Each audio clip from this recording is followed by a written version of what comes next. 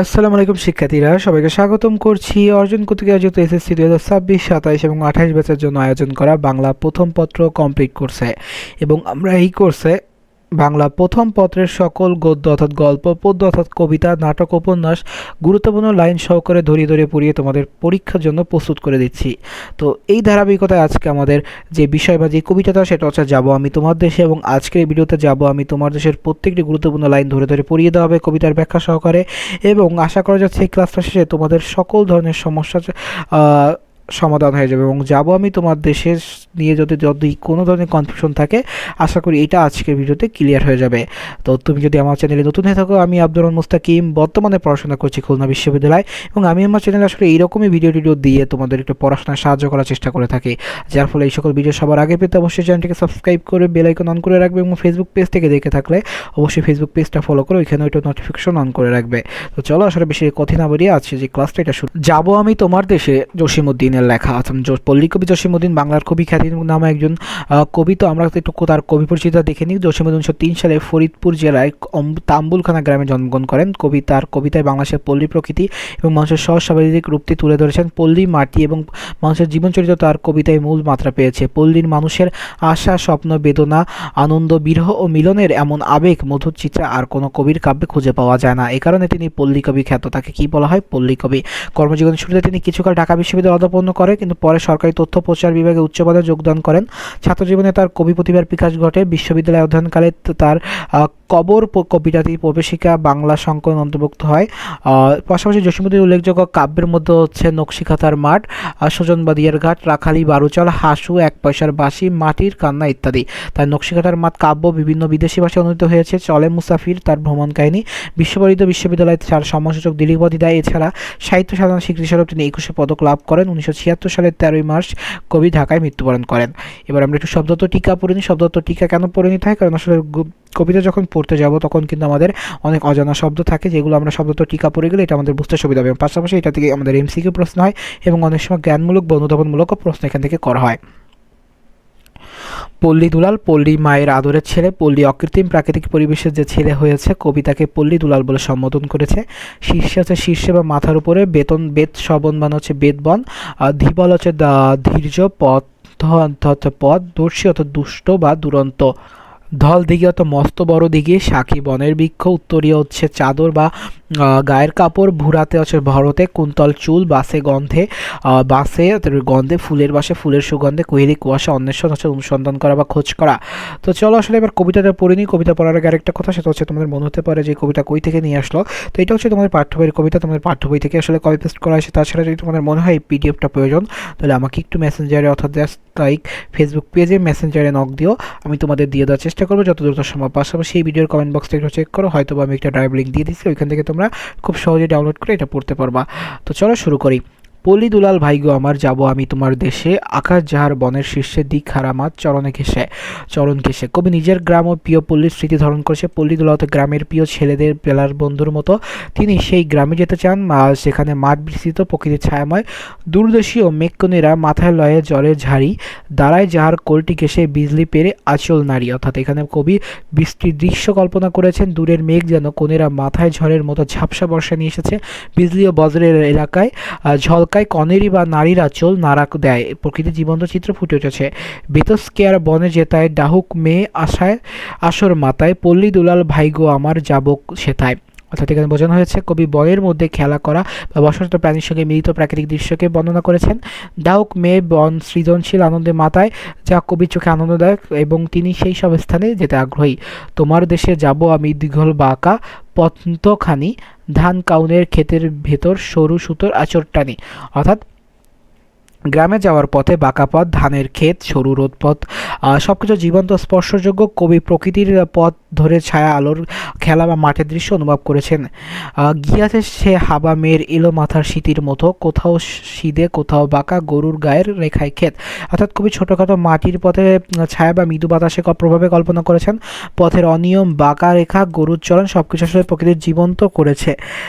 গাজনতলির মাঠ পেরিয়ে শিমুলডাঙ্গা বনের বায়ে, কোথাও গায়ের রোদ মাখিয়া ঘুম ঘুমায়ে গাছের ছায়। অর্থাৎ কবি বনের আরামদায়ক পরিবেশ, গাছের ছায়া, রোদে ভিজে মাটির দৃশ্য উপস্থাপন করেছেন এবং গ্রামীণ জীবনের শান্তি এবং স্বাচ্ছন্দ্য প্রকাশ করেছেন। তোমার সাথে যাব আমি, পাড়ার যত দর্শী ছেলে, তাদের সাথে দল বাঁধিয়া হেতায় সেতায় ফিরবো খেলে। অর্থাৎ কবি ছেলেবেলায় খেলাধুলার আনন্দের বা সঙ্গীদের সঙ্গে গ্রামীণ খেলার ছবি দেখাচ্ছেন। এখানে দস্যি ছেলে বলতে আনন্দপূর্ণ দুষ্ট ছেলেদের বোঝানো হয়েছে। ধল দিঘিতে সাঁতার কেটে আনবো তুলে রক্ত কোমল, শাপলা লতায় জড়িয়ে চরণ, ঢেউ এর সাথে খাবে যে দোল। অর্থাৎ কবি ছেলেবেলায় খেলাধুলার আনন্দ সঙ্গীতদের সঙ্গে গ্রামীণ খেলার ছবি দেখাচ্ছেন। এখানে দস্যি ছেলে বলতে আনন্দপূর্ণ দুষ্ট ছেলেদের বোঝানো হয়েছে। হিজল ঝরা জলের ছিটায় গায়ের বরণ রঙিন হবে, খেলবে দিঘির ঝিলমিল মোড়ের লীলা কালোৎসবে। অর্থাৎ কালোৎসবে বলতে হচ্ছে হিজল দ্বারা বলতে জলের ছিটায় শরীর ভিজে রঙিন হয়ে উঠবে, দিঘির ঝিলমিল লীলা খেলাধুলা সবকিছু মিলে আনন্দময় পরিবেশকে দেখাচ্ছে। তোমার দেশে যাব আমি, পল্লী দুলাল ভাইগো সোনার, সেথায় পথে ফেলতে চরণ, লাগবে পরশ এই মাটি মার। অর্থাৎ গ্রামে যাওয়ার পথে মাটির স্পর্শ, প্রকৃতির সঙ্গে সংযোগ, এই সরল গ্রামের সৌন্দর্য প্রকাশ করেছে। কবি নিজেকে প্রকৃতির অংশ মনে করেছেন। ডাকবো সেটা পাখির ডাকে, ভাব করিব পাখির সনে, অজান ফুলের রূপ দেখিয়া মানব তারে বিয়ের কোণ। অর্থাৎ পাখির ডাক ও অজান ফুল প্রকৃতির সঙ্গে মিশে আনন্দ বা কল্পনা, কবির কল্পনায় প্রাকৃতিক সৌন্দর্যকে জীবন্ত মনে করেছে। জাস্ট লাইক বিয়ের কোণের মতো তিনি তাকে অজান ফুলের রূপ দেখিয়ে তাকে আসলে বিয়ের যে কনে বা বিয়ের যে বউ তাকে তাই কল্পনা করেছে। চলতে পথে ময়না কাটায় উত্তরীয় জড়িয়ে যাবে, ইটেল মাটির হোঁচট লেগে আঁচল হতে ফুল ছড়াবে। অর্থাৎ ময়না পাখি, উত্তরীয় পরিধান সবকিছু গ্রামের জীবনের সাথে জড়িত। কবি চলার পথে প্রকৃতির স্পর্শ ইটেল মাটিতে আসলে সে যখন এটকে যাবে সে তার ফুলগুলো ছড়াবে, এটাও তার একটা উপভোগ। পল্লী দুলাল যাব আমি তোমার দেশে, তোমার কাঁধে হাত রাখিয়া ফিরবো মোরা উদাস বেছে।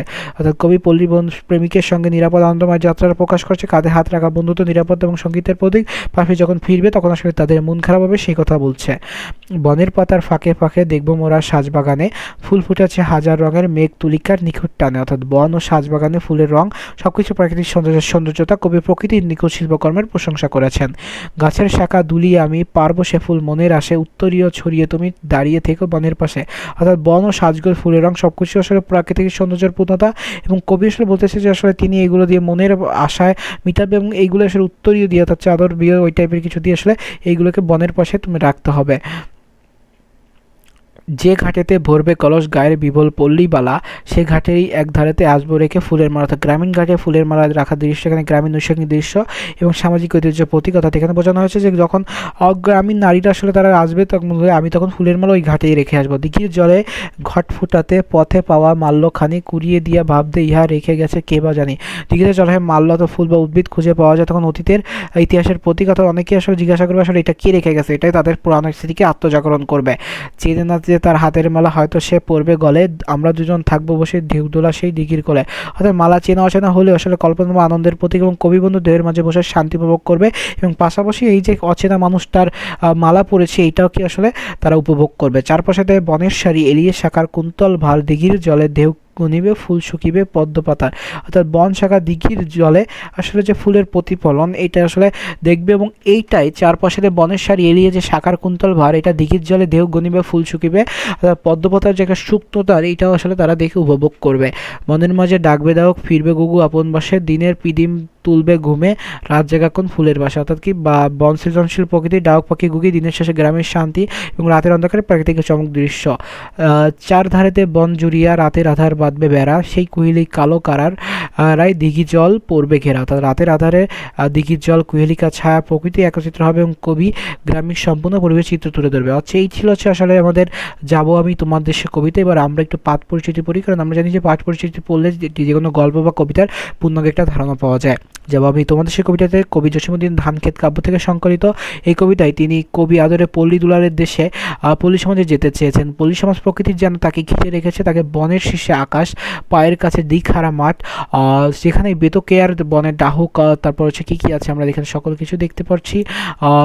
সেখানে ধানের ক্ষেতের ভেতর দিয়ে সরু সুতার মতো বাঁকা পথ, সেই পথে গায়ের মেয়ে কদম কলি ছড়িয়ে হেঁটে চলে। কবি সেই পথে যাবেন পল্লী দুলালের বেশে, তারপর পাড়াদর্শী ছেলেদের সাথে খেলা করবেন, ঢল দিঘিতে সাঁতার কেটে রক্তকমল তুলে আনবেন, মাটিতে পা ফেলে তিনি হাঁটবেন, মাটির সাথে ডাকবেন, অজানা ফুলের রূপ দেখে মুগ্ধ হবেন, পল্লী সমাজে দুলারের হাত রেখে উদাস বেশে তিনি ঘুরে বেড়াবেন, গাছের শাখা দুলি হাজার রঙের ফুল তুলবেন, সে ঘাটে পল্লীবেলারা কলসি পানি সেই ঘাটের পাশে রেখে আসবেন ফুলের মালা, তারপর সন্ধ্যা নামবে, চারিদিকে আধার আসবে ঘনিয়ে, নিরালা নিঝুম অন্ধকারে কবি পল্লী দুলালের সাথে পল্লী মেয়ের অপরূপ সৌন্দর্য অন্বেষণ করবেন।